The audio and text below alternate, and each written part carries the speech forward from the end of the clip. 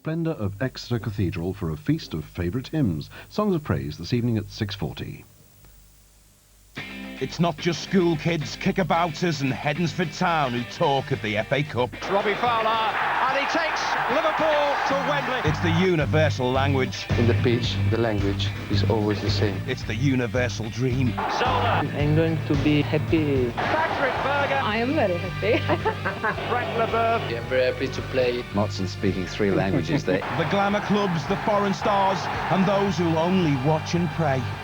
Chelsea v Liverpool live this afternoon, 4 o'clock, BBC One and Radio 5 Live. Sunday night on BBC One, and someone's in for a pleasant surprise at 7:15. I think that this funny little thing is worth £1,000 or slightly more. It's everything. Ballykiss Angel at 8, and Father Clifford hosts an unexpected guest. Baby? Have you been up all night minding this lad on your own? No trouble. At 10 to 9, always trendy, Morecambe and Wise are dancing to an altogether different tune. Face to face with an arch enemy, Ivanhoe continues at 9:20.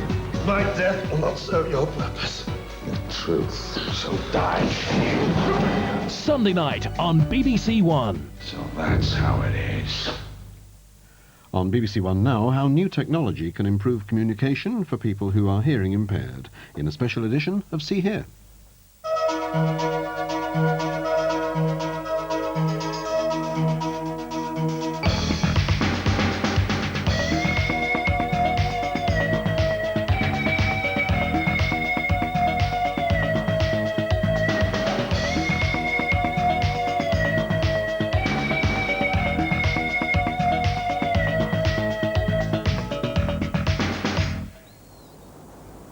Hello and welcome to See Here. In recent times there have been huge advances in technology and the pace shows no sign of slowing down. So what can developing technology do for us today, tomorrow and in the future? Well, I've come here to the British Telecom Research Laboratories near Ipswich to find out how emerging technology could be helping to improve the lives of deaf and hard of hearing people. But before I do that, here's a report from John Maidens.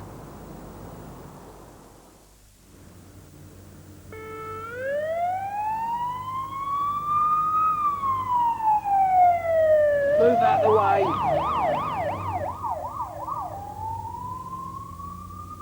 Whoops.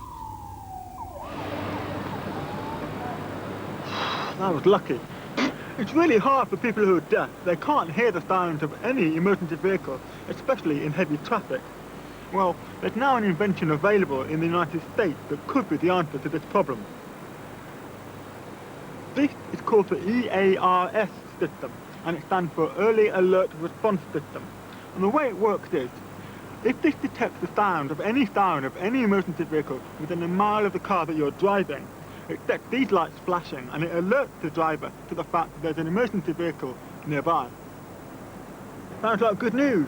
Unfortunately, these can only pick up the sound of American sirens and not British emergency vehicle sirens. So to demonstrate, we've got a tape of an American siren to show you just how it works.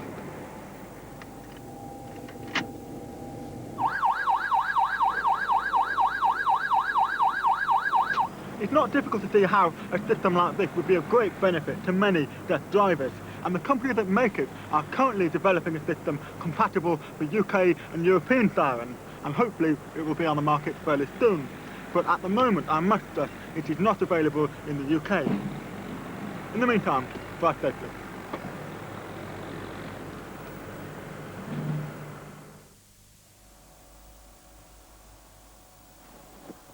What is it? It's a video phone. I know what you're thinking. There are loads of these around the country. But this one is different. Let me tell you why. First of all, it's got a much bigger screen than all the others. And secondly, the signing can be read much more clearly than the fuzzy image on the other systems. Now the picture here is great for chatting with someone, but if you were to set up this system in your home using a normal telephone line, then the quality of the picture would be much poorer. One major problem with the other systems is that the camera's on top of the screen, so you end up looking at the top of the other person's head. But with this one, the camera is sighted down here, and the image is reflected up to this glass here, so you can actually be chatting eye to eye. Of course, a system this size isn't really intended for domestic use, but it could be sited in libraries, in deaf clubs and other types of centres, and BT tell me that they're currently planning a scaled down version for use in the home.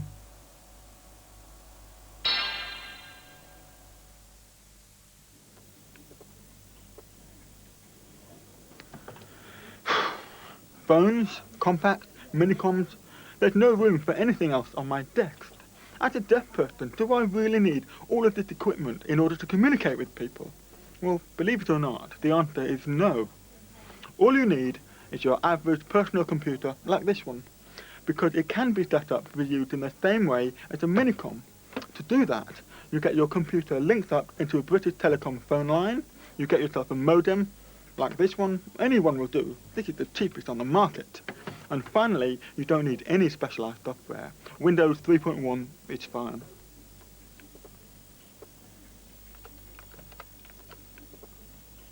You can use the personal computer in the same way you would a minicom to contact TypeTalk, but when you get through to TypeTalk, remember to say that you are using a personal computer.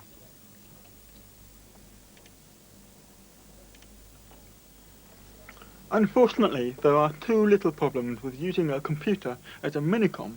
The first problem, in order for the computer to connect with a minicom user at the other end of the line, they have to start typing first. If they don't do that, the computer can't connect the call. And the second problem is, the computer doesn't have a voiced announcer, unlike the minicom and the compact. So the person at the other end of the line has no idea that it's a text call. Oh gosh, that's the time. Sorry, I've got to leave you. I'll catch you later. I've got to call my producer on his mobile phone.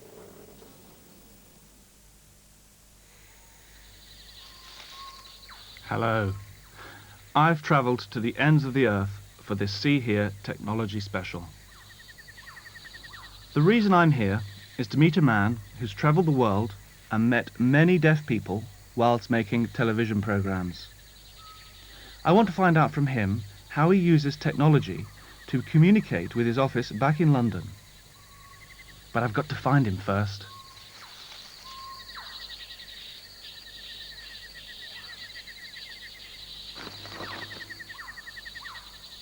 Oh my God, what are you doing here?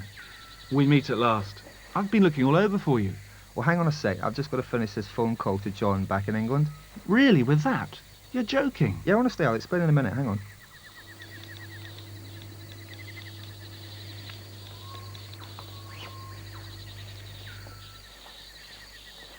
This is the Nokia 9000. I can use it just like a mobile phone, like hearing people use as they travel all over the world. Wow. That's amazing. So that's how you keep in touch with the See Here office, using this? Yep, and I can use it with any other text phone as well. It uses CITT system, so that means then it's compatible with the Minicom 7, with compacts, with the Unifone, although at the moment there's a bit of a problem with the Minicom 5. It doesn't always seem to connect with that. But Nokia are looking at the system and I think they're going to be improving it, so I hope they'll be able to solve that one. And then you'll be able to call anybody else with ease. Is it compatible with TypeTalk? Well, at the moment, one of the major problems is compatibility. It seems that the signal isn't accepted by TypeTalk, so no, you can't get through. But Nokia and TypeTalk are in some discussion at the moment, so hopefully we'll be able to see some improvements before long. So that discussion's ongoing, but it's looking positive. Does it have any other features? Yeah, it's got email, so I'm able to contact the office using that. It also has a fax. It's got all sorts of uses, so it's really amazing. Look at this, for example. This is the fax. You recognise this.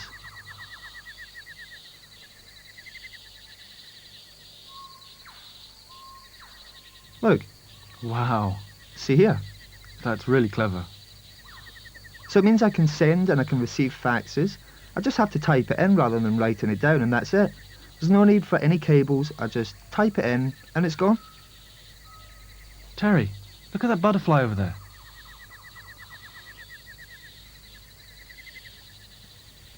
Well, if you're interested in butterflies, you can get all the information you need right here.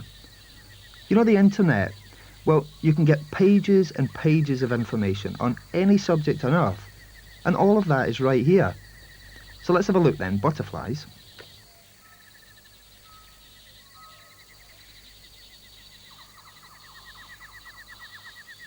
Have you got anything there about my deaf club?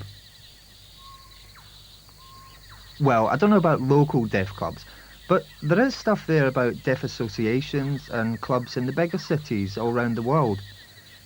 There's also the Deaf World Wide Web, and that means that you can hook up with people, you can send email, you can pass information to places like France, Denmark, Sweden, even the States. It's really amazing. There's so much you can do. I can hardly put it down. I'm hooked.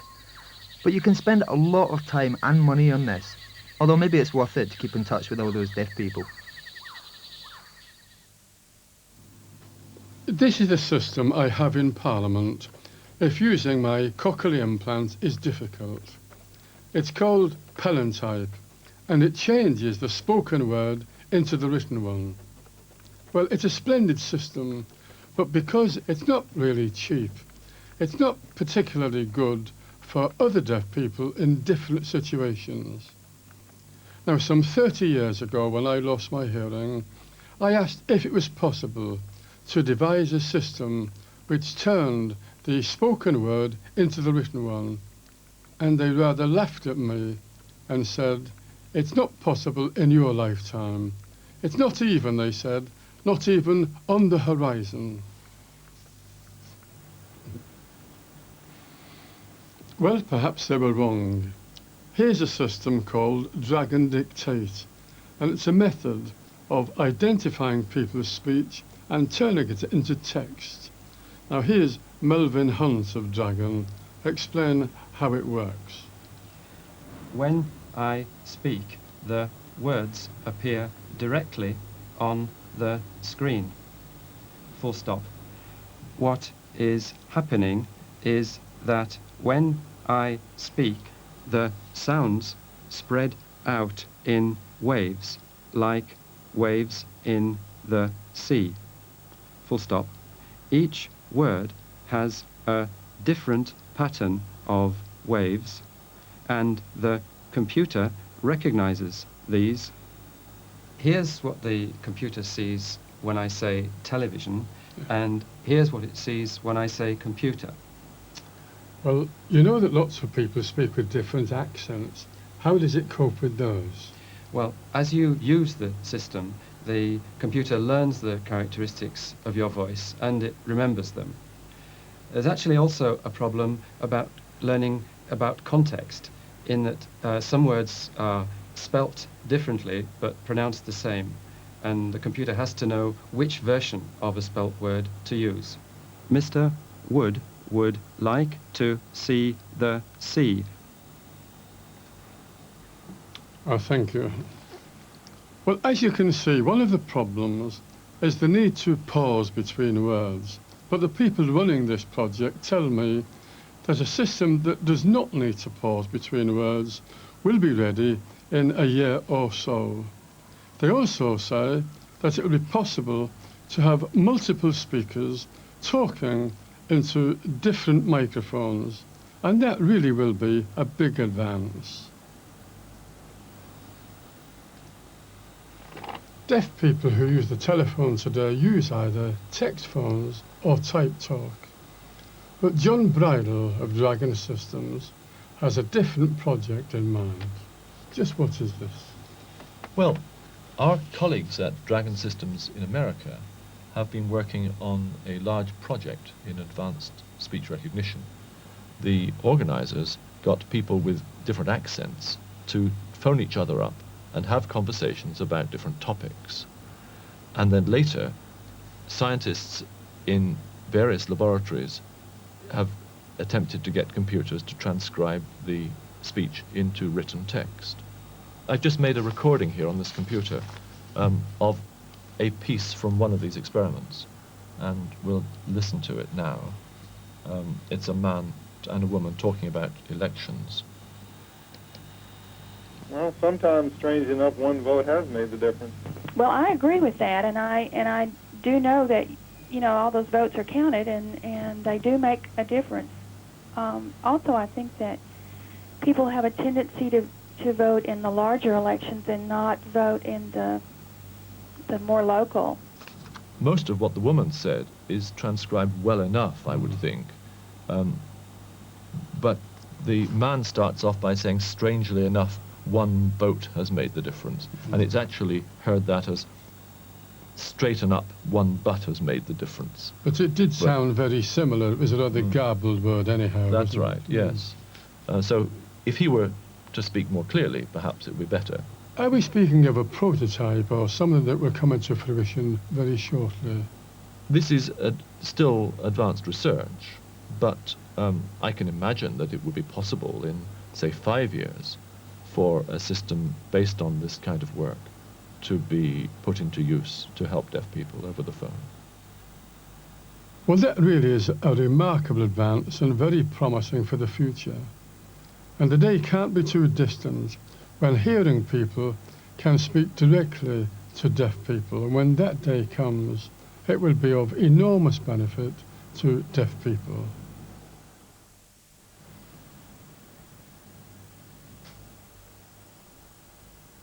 Jack's been telling us how hearing people could telephone deaf people directly by using a speech-to-text system. But in the future, deaf and hearing people will be able to communicate both ways without using an interpreter or type talk. The deaf person will be able to type the message and the hearing person will hear it synthesized into speech. Have a look at this.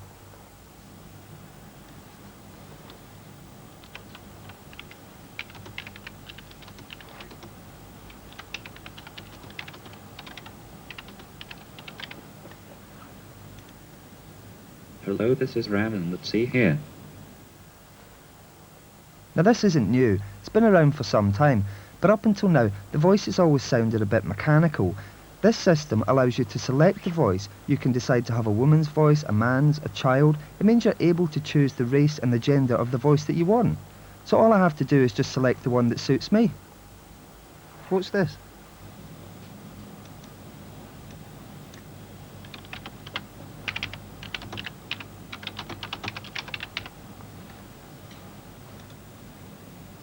Hello, it's me again.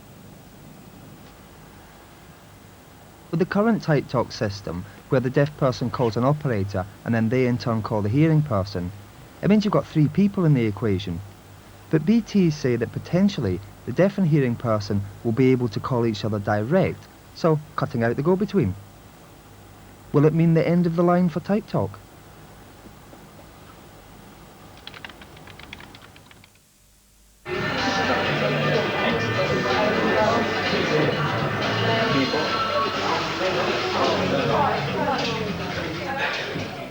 What would a hearing aid user really want? To be able to hear the conversation you're having with the person and not pick up the background noise of everyone else talking.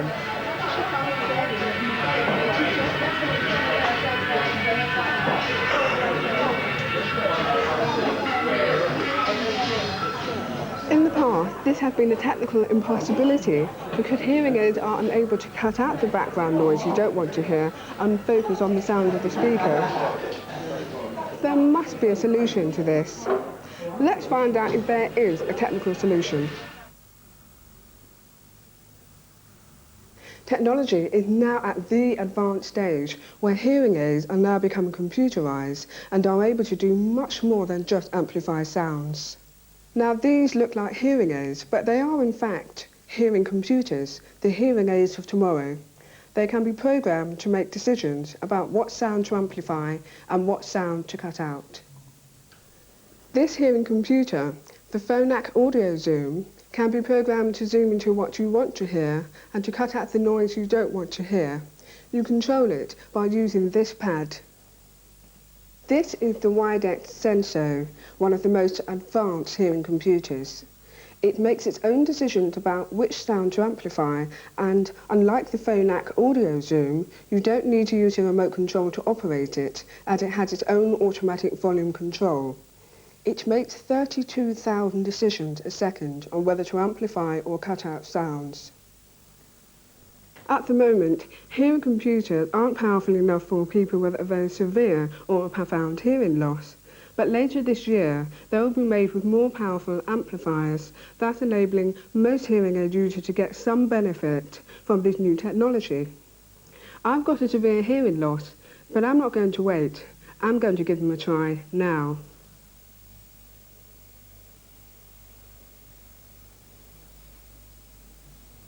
Hearing computers are fitted using advanced computer technology that programs your audiogram into the hearing computer.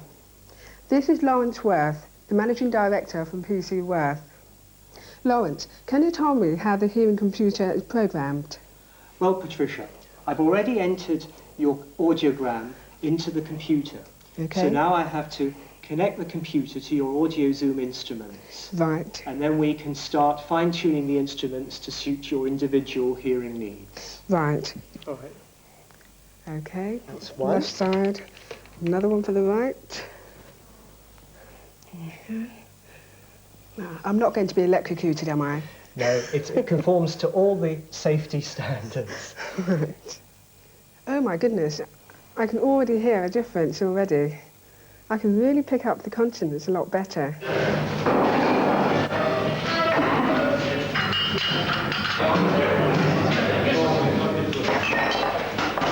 Now this is a real hearing aid user's nightmare.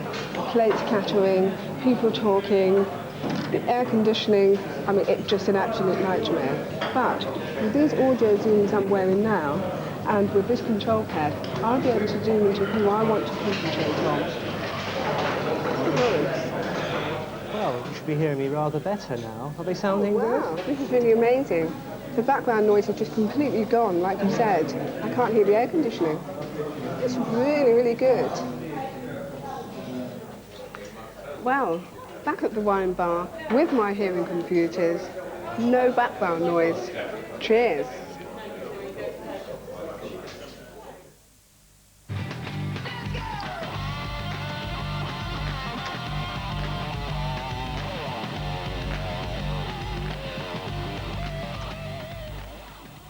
Here at British Telecom, I'm going to be having a look at a piece of equipment called the Talking Head. It creates what's called a virtual presence, which is a bit like putting yourself inside the computer. I've been talking to Stephen McConnell, who's a researcher here who's been developing the system. Stephen, how did you first get involved in the project? Well, I had decided to go to Sheffield Hallam University, and there my course was titled Electrical Systems and Engineering. So I studied for my degree and passed. Then I took a break and travelled around the world for 6 months. I then started to look for work, and I thought about BT because of their equal opportunities policy, and of course they sponsor Type Talk. So I sent off an application form, and here I am. Let's have a look at the project then.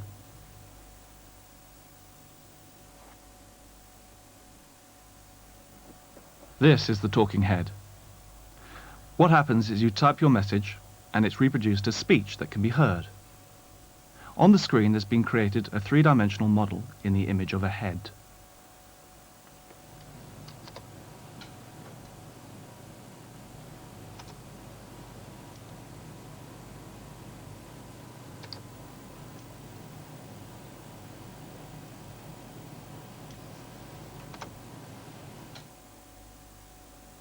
So it looks like it's talking. All you have to do is type the text in here.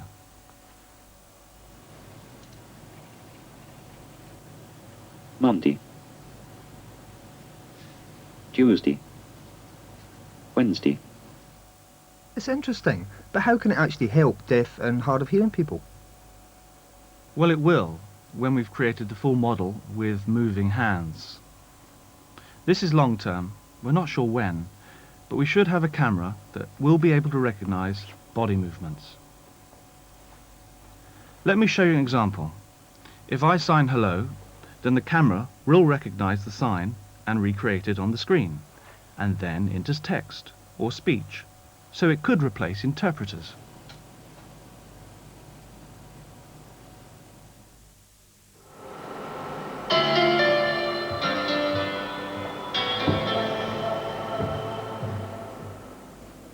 Hello.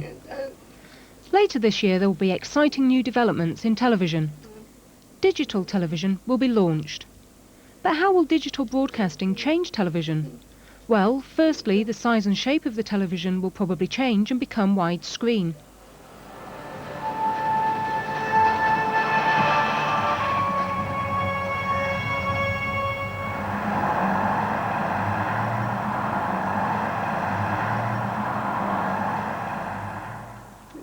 With digital television, there will be an additional channel known as a side channel. This side channel will be shared between BBC One and BBC Two. So while you're watching a programme on either of these channels, you can also call up the side channel. You just press a button on your television set to call up the information on the side channel, a bit like teletext. Beat them loosely with a fork. Let's take a look. Quicker, a lot easier, much simpler. Now, you must make sure that the chocolate's melted and it's nice. On a cooking programme like this, the side channel has information about the recipe. And now we're almost forming a batter here. The next step? Well, But how will the side channel help deaf people? It's possible that the side channel could have an interpreter interpreting the programme. So, for example, if you're watching the evening news, you could choose to watch the news with an interpreter. It looks a little bit like the breakfast news, but it's different because you can choose to call up the interpreter or watch the programme without. It's entirely up to you.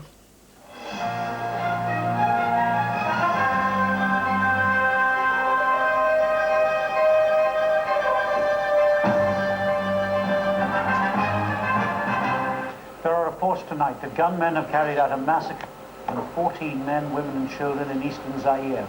The victims' remains were found in burnt-out huts in a village near Kibumba refugee camp. Hundreds of thousands of refugees are on the move in eastern Zaire, trying to escape the fighting between the Zairean army and ethnic Tutsi rebels. The situation around Bukavu has become so critical that Red Cross aid workers have been forced to pull out. At the moment, we don't know if broadcasters will use the side channel to interpret programmes, though it's technically possible. But there is another technical solution.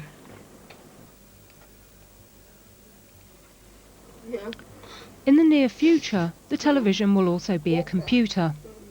When this happens, it will be possible to use the internet, like the side channel. You could watch a television programme and the internet at the same time. So, even if you've missed the programme, you can call up the interpreter on the internet and watch it whenever you like.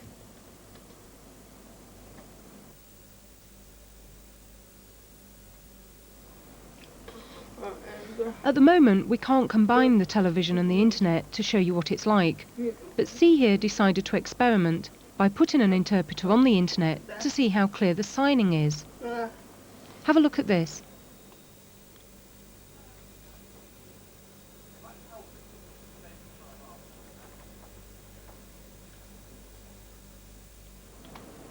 Not bad. It's quite clear. But as technology develops, the signing will get much clearer.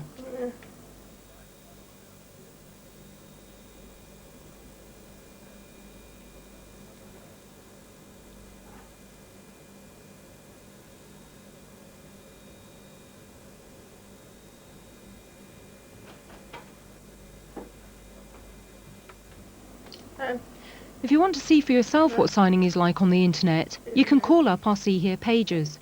If you don't have the internet, you can go down to the cyber cafe. Here's our internet address.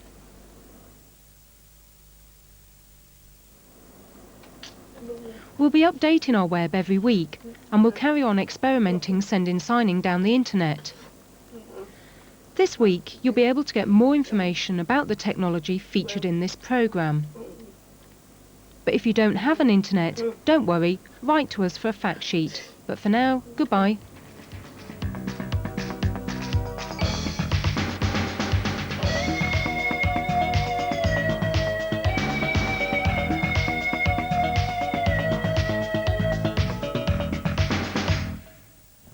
That See Here Technology special will be shown again at 12.